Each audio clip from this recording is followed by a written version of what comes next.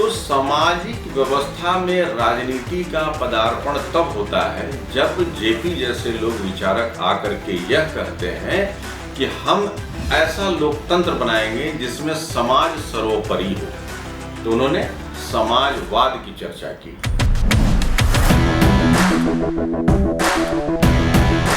JP के thought को लेकर चल रहा है, इसमें समाजवाद एक महत्वपूर्ण मुद्दा है और समाजवाद में सबसे पहले मुझे समाज को समझने की जरूरत है। जैसे राजनीति किसका पहलू है? समाज का एक पहलू है राजनीति, और जब तक हम समाज को नहीं समझेंगे तो राजनीति को नहीं समझेंगे। जब भी हिंदुस्तान में या कहीं भी पूरे विश्व में एक राजनीतिक व्यवस्था की जब बात होती है तो एक होता है कि हम लोग सिस्टम को जानते हैं, जैसे डेमोक्रेसी है, ऑटोक्रेसी है, कोई शासन ऐसा है जिसमें राजशाही आप शब्द यूज करते हैं। ये सब क्या है? ये सब तंत्र है, शासन तंत्र है। लेकिन शासन तंत्र किस पे काम करता है? एक व्यवस्थित समाज पे। समाज मतलब इंसानों के द्वारा किया गया समझौता। कोई जानवर तो है नहीं।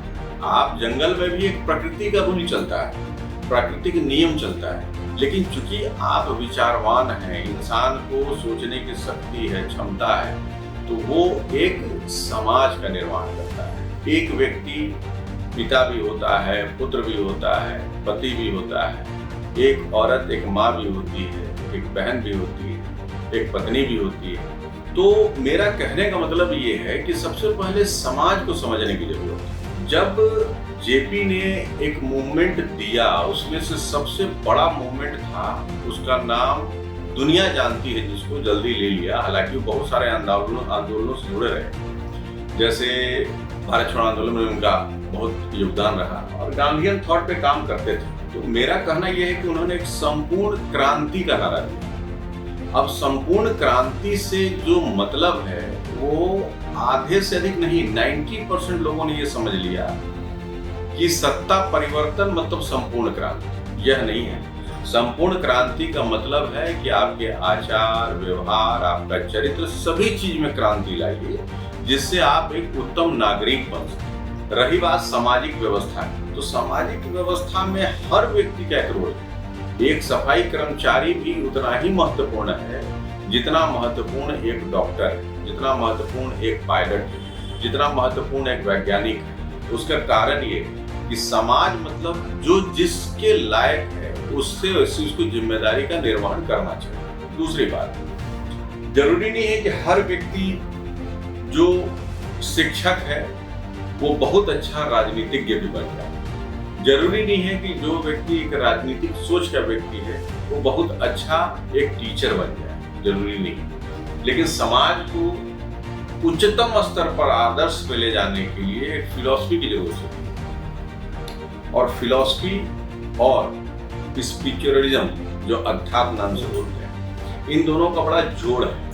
तो सामाजिक व्यवस्था में राजनीति का पदार्पण तब होता है जब जेपी जैसे लोग विचारक आकर के यह कहते हैं कि हम ऐसा लोकतंत्र बनाएंगे जिसमें समाज सर्वोपरि हो। तो उन्होंने समाजवाद की चर्चा की। और राजनीति तो बाद में आती है, पहले समाज का निर्माण। अगर आपका समाज ही उत्तम आदर्श को नहीं ग्रहण करता है तो राजनीति भी ऐसे ही होगा जैसा आज के परिप्रेक्ष्य में हो रहा। तो सवाल आपका यह था कि वर्तमान राजनीतिक परिप्रेक्ष्य में जेपी के आदर्शों का क्या महत्व है? तो महत्व यही है कि हम जो चाहते हैं, मैं कोई राजनीतिक दल एक प्लेटफॉर्म है जिसपे हम कोई बात कहें तो सार्वभौम तरीके से सबको मिले।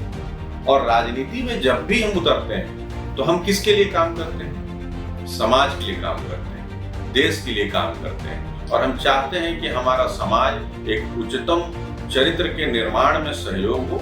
दूसरा चाहते हैं कि हमारा समाज से वो देश मजबूत हो, समृद्ध हो, जिससे हम विश्व में अपनी पहचान बना पाए।